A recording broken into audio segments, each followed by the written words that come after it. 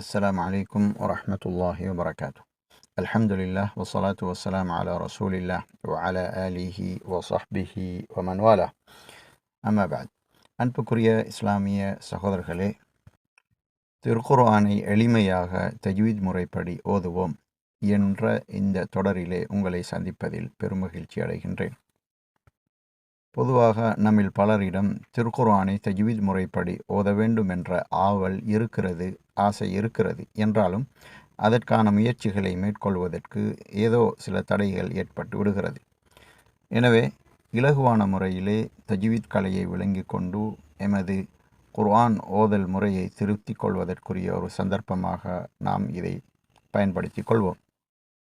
நாம் தொடர்ந்து வெளியிடக்கூடிய ஆடியோ அல்லது வீடியோக்கள் இன்ஷா அல்லாஹ் ஒரு குறுகிய நேரத்தை உடையதாகவே இன்ஷா அல்லாஹ் வெளியிடுவோம். வாரம் இவ்வாறான வீடியோக்களை அல்லது ஆடியோக்களை வெளியிடுவதற்கு நாம் உறுதி பூண்டுள்ளோம். இன்ஷா அல்லாஹ் அல்லாஹு தாலா அதற்கு துணை செய்ய வேண்டும். அன்புக்குரியவர்களே, தஜ்வீத் என்ற கலை திருக்குர்ஆனை அழகான முறையிலே திருத்தமாக ஓத வேண்டும் என்பதற்காக உருவாக்கப்பட்ட ஒரு கலை.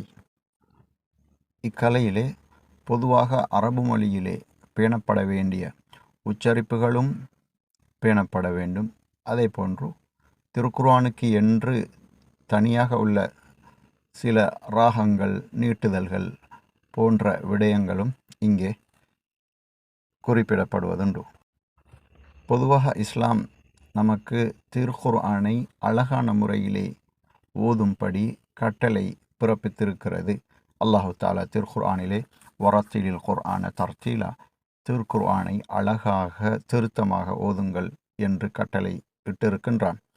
அதே போன்று நபி ஸல்லல்லாஹு அலைஹி வஸல்லம் அவர்கள் குறிப்பிடும் போது மல்லம் லைஸ மின்னா மல்லம் யதகன்ன பில் குர்ஆன், குர்ஆனை யாரெல்லாம் இராகமாக ஓதவில்லையோ அவர் நம்மை சார்ந்தவர் அல்ல என்று குறிப்பிட்டுள்ளார்கள். புகாரியிலே இந்த ஹதீஸ் இடம்பெற்றுள்ளது.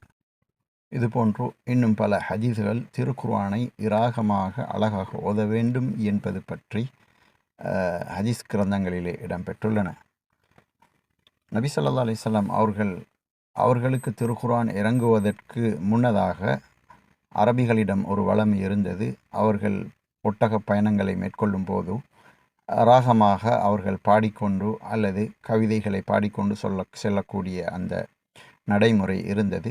திருக்குர்ஆன் இறங்கியதற்கு பின்னால் நபி ஸல்லல்லாஹு அலைஹி வஸல்லம் அவர்கள் மக்கள் இந்த திருக்குர்ஆனிலே ஈடுபட வேண்டும், திருக்குர்ஆனை அழகாக ஓதி அதனை அவர்கள் இனிமையாக ரசிக்க வேண்டும் என்ற ஒரு நிலையை அவர்கள் விரும்பினார்கள். அவ்வாறே அவர்களும் அதை ரசிக்கக்கூடியவர்களாக அபு முஸல் அஷ்அரி ரலியல்லாஹு அவர்களுடைய வீட்டிலே இருந்து திருக்குர்ஆனை ஓதிக்கொண்டிருப்பார்கள். நபி ஸல்லல்லாஹு அலைஹி வஸல்லம் அவர்கள் அந்த சந்தர்ப்பங்களிலே அவ்விடத்தால் சென்றால் அங்கே நின்று ரசித்து விட்டு செல்வார்கள் என்ற செய்தியை அவர்களுக்கு சொல்வார்களாம். அப்பொழுது அபு முசா சொல்வாராம், நீங்கள் யார சொல்லலாம், நீங்கள் எனது ஓதல் சத்தத்தை அதாவது ரசிக்கிறீர்கள், கேட்கிறீர்கள் என்பதை தெரிந்திருந்தால் நான் இன்னும் அழகாக ஓதியிருப்பேனே என்று அவர்கள் சொல்வார்களாம். ஆகவே திருக்குர்ஆன் என்பது நமது வாழ்க்கைக்குரிய வழிகாட்டியாக இறக்கப்பட்ட ஒன்றாக இருந்தாலும் அதனுடைய நோக்கம் அதனை நாங்கள் விளங்கி அமல் செய்வதுதான் என்பதாக இருந்தாலும் அதனை அல்லாஹுடைய கலாமாக, அல்லாஹுடைய பேச்சாக அதை நாங்கள் நினைத்து அதை ராகமாக ஓதக்கூடியவர்களாக இருந்தால் அது திருக்குர்ஆனுக்கு நாங்கள் செய்யக்கூடிய ஒரு கண்ணியமாகவும் மட்டுமல்லாமல் அதற்கு நாங்கள் செய்ய வேண்டிய கடமைகளில் ஒன்றாகவும் அது இருக்கிறது. அதனால்தான் ஷேகுல் இஸ்லாம் இப்னு தைமியா ரஹிமஹுல்லாஹ் அவர்கள் திருக்குர்ஆனுக்கு செய்ய வேண்டிய கடமைகளை பற்றி சொல்லும் போது நபி ஸல்லல்லாஹு அலைஹி வஸல்லம் அவர்கள் மறுமை நாளிலே அல்லாஹ்விடத்திலே செய்யக்கூடிய ஒரு முறைப்பாட்டை அல்லாஹு தாலா திருக்குர்ஆனிலே வகால ரசூல் யா ரப்பி இன்ன கௌமி இத்தஹது ஹாதல் குர்ஆன மஹ்ஜூரா, இறைவா எனது கூட்டத்தார்கள் இந்த குர்ஆனை புறக்கணித்து விட்டார்கள், புறக்கணிக்கப்படக்கூடிய ஒன்றாக ஆக்கி கொண்டார்கள் என்ற அந்த வசனத்திற்கு அவர்கள் விளக்கம் சொல்லும்போது திருக்குர்ஆனுக்கு நாங்கள் செய்ய வேண்டிய கடமைகளை அவர்கள் மூன்றாக சொல்வார்கள். மல்லம் யக்ரஇல் குர்ஆன ஃபகத் ஹஜரா, யார் திருக்குர்ஆனை ஓதவில்லையோ, அழகாக ஓதவில்லையோ, அவர் குர்ஆனை புறக்கணித்து விட்டார். அதே போன்று திருக்குர்ஆனை ஓதி அதனுடைய அர்த்தத்தை சிந்திக்காதவரும் புறக்கணித்து விட்டார். அதே போன்று ஓதி அதனை விளங்கி அதனை அமல் செய்யாதவரும் திருக்குர்ஆனை புறக்கணித்தவராக கருதப்படுவார் என்ற செய்தியை சொல்வதை நாங்கள் பார்க்கிறோம். ஆகவே திருக்குர்ஆனை நாங்கள் அழகாக ஓத வேண்டும் என்ற ஒரு கடமையும் திருக்குர்ஆனை பொறுத்தவரை எங்களுக்கு இருக்கிறது. அந்த கடமையை நாங்கள் செய்யக்கூடிய அதே நேரத்திலே அதனை ஓதக்கூடியவர்களை ரசிக்க வேண்டிய ஒரு கடமைப்பாடும் எங்களுக்கு இருக்கிறது. அல்லாஹு தாலா அதை பற்றி சொல்லும்போது வைதா குரி அல் குர்ஆனு ஃபஸ்தமிஉ லஹு வ அன்சிது, திருக்குர்ஆன் உங்களுக்கு ஓதப்படுமேயானால் நீங்கள் அதை அழகாக செவிசாயுங்கள், அதற்கு நீங்கள் செவிசாயுங்கள் என்று அல்லாஹு தாலா வாய்மூடி செவிசாயுங்கள் என்று கூறுகின்றான். எனவே திருக்குர்ஆன் ஓதப்படும் போது, அழகாக ஓதப்படும் போது நாங்கள் அதை கேட்க வேண்டும், ரசிக்க வேண்டும் என்ற நிலையும் இருக்கிறது. பொதுவாக மனிதர்களிடம் இயற்கையாகவே, அதாவது மன அமைதிக்காக வேண்டி ஏதோ ஒன்றை கேட்க வேண்டும் என்ற ரசனை இருக்கிறது.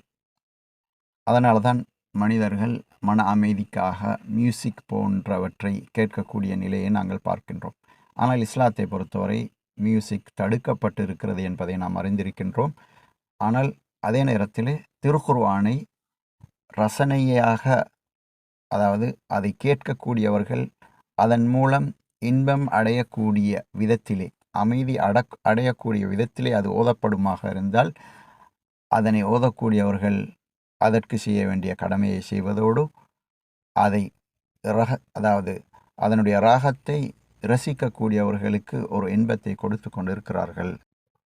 அதனால தான் நம்ம பார்க்குறோம், திருக்குர்ஆனுடைய அந்த ராகங்களை பேணி, ஒன்னாக்களை பேணி ஓதக்கூடியவர்களுடைய ஓதலை நம்மில் யாரும் அழகாக இன்பமாக கேட்டுக்கொண்டிருக்கக்கூடிய நடைமுறை நம்மிடம் இருக்கிறது. அது முஸ்லிம் அல்லாதவர்களிடம் கூட சில நேரம் வந்திருக்கிறதாக நாங்கள் சில செய்திகளை என்ன செய்கின்றோம், படித்திருக்கின்றோம். அதாவது மியூசிக்கிலே மூழ்கினவர்கள் சில சந்தர்ப்பங்களிலே திருக்குர்ஆன் வசனங்களுடைய அழகான முறையிலே ஓதக்கூடியவர்களுடைய ஓதலை கேட்டு திகைத்து போன செய்திகளை நாங்கள் மீடியாக்களிலே படித்திருக்கின்றோம். எனவே திருக்குர்ஆனை அழகாக ஓத வேண்டும், அதை ரசித்து ஓத வேண்டும், ஓதுவதை ரசித்து கேட்க வேண்டும் என்ற நிலையெல்லாம் இஸ்லாத்திலே சொல்லப்பட்டிருக்கக்கூடிய ஒரு விடயம்தான். அது மட்டுமல்லாமல் உள்ளத்துக்கு அமைதியை ஏற்படுத்தி கொள்வதற்கு யாராவது விரும்பினால் அவர் திருக்குர்ஆனை ஓதுவதை கேட்கக்கூடிய நிலை இருக்க வேண்டும். அல்லாஹு தாலா திருக்குர்ஆனிலே சொல்லும்போது அலா பிதிக்ரில்லாஹி தத்மஇன்னுல் குலூப், உள்ளங்கள் அமைதி பெறுவது அல்லாஹுடைய திக்ர் என்று சொல்லக்கூடிய இந்த திருக்குர்ஆனின் மூலமாகவே. எனவே உள அமைதிக்கு இசை போன்ற தடுக்கப்பட்டவற்றை நாடக்கூடியவர்கள் திருக்குர்ஆனை நாடுவார்களேயானால் நிச்சயமாக அவர்களுடைய உள்ளத்துக்கு அமைதி கிடைக்கும். நாம் பார்க்கின்றோம், சிலர் தனது உள்ளத்துக்கு அமைதி வேண்டும் என்பதற்காக கவலையான சந்தர்ப்பங்களிலே கவலையான சினிமா பாட்டுகளை கேட்பதை பார்க்கின்றோம். ஆனால் அவர்கள் அவ்வாறாக கவலையான சந்தர்ப்பங்களிலே கவலையான சினிமாக்களை கேட்பதனால் ஒரு நாளும் அவர்களுடைய கவலை தீரப்போவதில்லை. மாறாக அவர்களுடைய கவலைகள் அதன் மூலம் புதுப்பிக்கப்படுவதைத்தான் நாங்கள் பார்க்கிறோம். ஆகவே அவர்களுக்கு அமைதி தேவை என்று சொன்னால் அழகாக ஓதப்படக்கூடிய திருக்குர்ஆன் வசனங்களை அவர்கள் கேட்பார்களே ஆனால் நிச்சயமாக அதன் மூலம் அமைதி பெறுவார்கள் என்பதிலே எல்லளவும் சந்தேகமில்லை. ஆகவே அந்த வகையிலே நாங்கள் திருக்குர்ஆனை அழகாக ஓத வேண்டும் என்பது எங்களுக்கு வலியுறுத்தப்பட்ட ஒரு விடயம் என்பதை நாங்கள் புரிந்து கொள்கின்றோம். எனவே அவ்வாறாக திருக்குர்ஆனை அழகாக ஓதுவதற்குரிய ஒரு கலையாகத்தான் இந்த தஜ்வீத் கலை எங்களுக்கு அறிமுகப்படுத்தப்பட்டு இருக்கின்றது. அந்த தஜ்வீத் கலையை அதனுடைய முறைப்படி நாங்கள் அறிந்து புரிந்து திருக்குர்ஆனை நாங்கள் ஓதுவோமையானால் நிச்சயமாக நாம் ஓதக்கூடிய ஓதலை கேட்பவர்கள் அதை ரசிக்கக்கூடிய ஒரு நிலை உருவாகும் என்பதில் சந்தேகமில்லை. நாம் திருக்குர்ஆனை அழகான முறையிலே ஓதுவதை மற்றவர்கள் கேட்டாலும் கேட்காவிட்டாலும் நாம் திருக்குர்ஆனை அழகான முறையிலே தஜ்வீதை பேணி ஓத வேண்டும் என்பது எமக்குள்ள கடமையாக இருக்கிறது. அந்த வகையிலே இன்று தஜ்வீத் முறைப்படி குர்ஆனை ஓதுவதற்கான வாய்ப்புகள் மீடியாக்களிலே பல வடிவங்களிலே இருப்பதை நாங்கள் பார்க்கின்றோம். தஜ்வீத் வகுப்புகள் என்று பல முறைகளிலே நடக்கக்கூடிய ஒரு நிலையை நாங்கள் பார்க்கின்றோம்.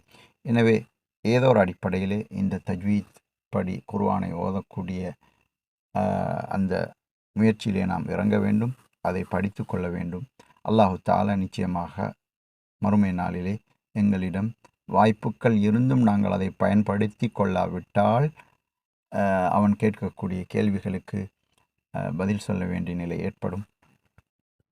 ஏனென்றால் இன்று எல்லாருடைய கையிலேயும் மீடியாக்களை பார்க்கக்கூடிய வசதிகள் இருக்கிறது என்பதால்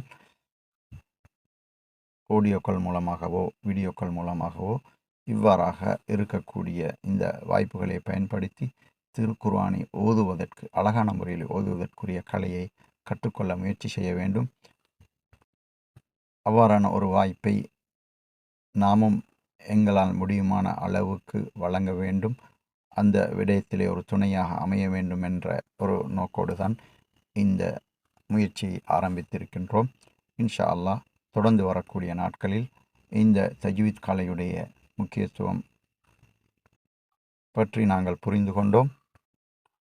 தொடர்ந்து நாங்கள் வெளியிடக்கூடிய ஆடியோக்களில் அல்லது வீடியோக்களில் இன்ஷா அல்லாஹ் தஜ்வீதுடைய சட்டங்கள், அதிலே முக்கியமான சட்டங்கள் என்ன, நாம் எவ்வாறு திருக்குர்ஆனை அழகான முறையில் ஓதலாம், என்னென்ன சட்டங்களை நாங்கள் முக்கியமாக பேண வேண்டும், என்னென்ன சட்டங்களை நாங்கள் இலகுவாக புரிந்து கொள்ள முடியும் என்ற விடயங்களை இன்ஷா அல்லாஹ் நாங்கள் பார்ப்போம்.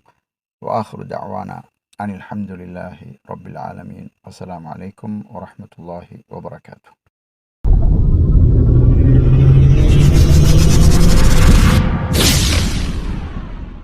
முஸ்லிம் நியூஸ், இது ஒரு ஜனரஞ்சகமான குரல்.